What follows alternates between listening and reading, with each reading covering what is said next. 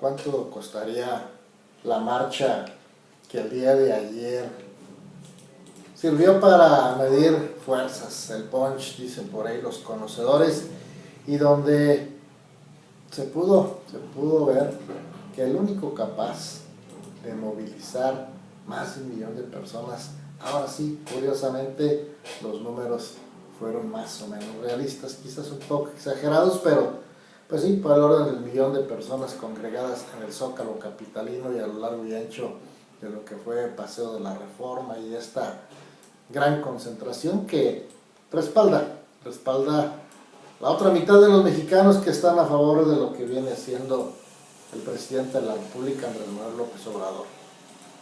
Y es que luego de aquella primer marcha que realizara la ciudadanía, que también costó, que tuvo su costo, que alguien la pagó desde luego, bueno, pues quedaba ese doler, quedaba esa espinita clavada, y decir que para marchas Andrés Manuel López Obrador. Y es que el día de ayer vimos cómo se congregó una gran cantidad de personas a lo largo y ancho de lo que fue la República, la capital de la República, grupos provenientes de diversos lugares, gobernador del estado Alfredo Ramírez, funcionarios. ¿Cuánto le costó? En realidad fueron con dinero de su propio bolsillo. En realidad no pagaban, decían por ahí, 200 pesos, 250 pesos, tu torta y tu refresco o tu jugo. En realidad, ¿cree usted que la gente lo hace de su bolsa? Sí, seguramente muchos así lo hacen, pero otros créanme, no sabían ni a lo que iban. Otros, desde luego, como siempre, vamos a apoyar al presidente. El debate y la confrontación ocupan un lugar central en la estrategia política de López Obrador, que bueno, pues hoy celebra su 4º año de gobierno con una contramarcha de la incordia. El discurso de la polarización y la movilización reditúa dividendos al presidente entre mayorías generalmente invisibilizadas e ignoradas, pero su impacto es negativo para el país porque lleva a relativizarlo todo y subordina la verdad o la corrupción a una única finalidad: ganar al adversario. Los medios se diluyen en los fines o se disimula respetarlos, como la promesa de abandonar la vieja práctica del acarreo. Sí sirven al propósito de tomar fuerza y minimizar oposiciones para reducir su peso, contrapuntear sistemáticamente, crear un estado alterado de ruido y sordera que abraza la división como estrategia de la voluntad de imponerse y reduce el sentido de la política a justificar la discordia. El presidente debía hacerlo de todos los mexicanos, pero se debe entender que no lo sea porque sus antecesores también fueron parciales respecto a la mayoría del país. En el mundo ideal no debía dividirse el país, pero hacerse la desigualdad lo fracturó inmediatamente entre una minoría privilegiada y 2/3 partes olvidadas, más o menos el porcentaje que lo apoya en lo que son normalmente las encuestas.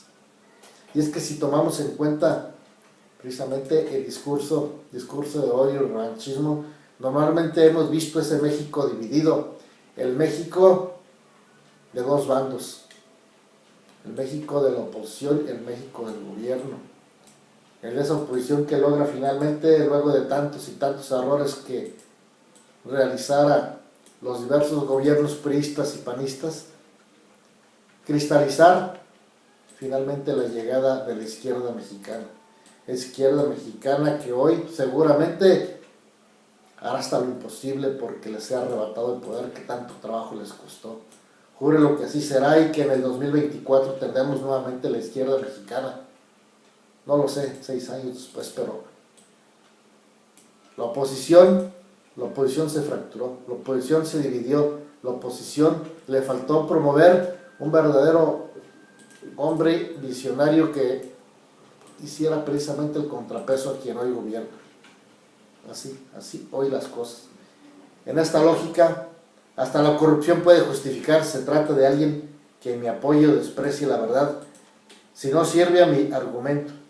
La justicia, un asunto circunstancial, la cohesión social, un valor menor, aunque cada año se rompan marchas de violencia, la cantidad de feminicidios inaceptables o desaparecidos, pero eso no tiene que hacerse cargo como prioridad a la transformación, porque es hacerle el juego a los conservadores que están contra su gobierno.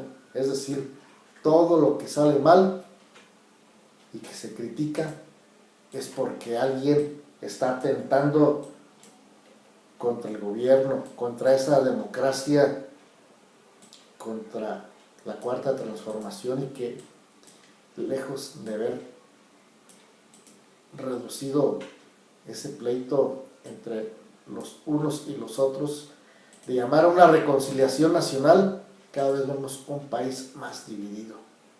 En esta marcha fue eso precisamente. Los que no marcharon hace unos días, hoy marcharon. Los que criticaban aquella marcha, hoy la justifican. Y los que justificaron la otra, hoy hacen menos esta marcha. Es decir, es el México real, el México que está sumido dentro de esas posiciones políticas, y que pareciera que lo que menos nos importa como mexicanos es que se resuelvan los grandes problemas, el asunto económico, el asunto de la seguridad, el asunto de los desaparecidos, el asunto de que no sé si voy a llegar el día de mañana a mi casa, o si esta mañana salí y en la noche ya no regresé. Ese es el México real, y que pareciera que solamente a algunos le interesara, porque a los que les gusta hacer fuego del árbol caído, pues al que está en contra del actual gobierno, y al actual gobierno lo minimiza porque no son sus muertos. Cuando son sus muertos, créanme que las cosas son diferentes.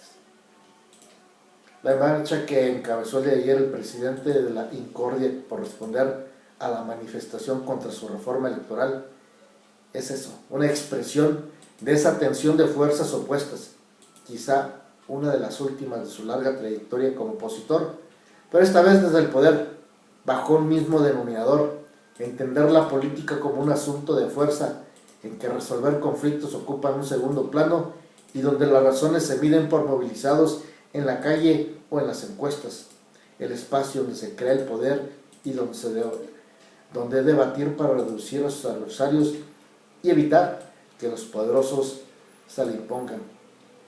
Los actores detrás de la polarización son un presidente al que el sistema trató de bloquearle el paso al poder, y una oligarquía que no se siente representada por él, a la que tunde en el discurso, aunque en los hechos su gobierno la favorezca, a la que amenaza con soltarle el tigre que huye del racismo y del clasismo, pero que también usa para justificar la movilización popular como la única forma de defensa contra el saboteo, aunque sea el costo de remarcar un país cada vez más fracturado entre una minoría privilegiada y el resto, de un debate que exhibe problemas largamente silenciados y que ahora agitan en el terreno de la discordia. Esta estrategia seguirá hasta el último día de su sexenio, mientras rinda frutos a la aprobación presidencial, aunque eso pase para revitalizar los resultados de su gobierno detrás del objetivo que se subordina todo lo demás: ganar en las calles y en las urnas.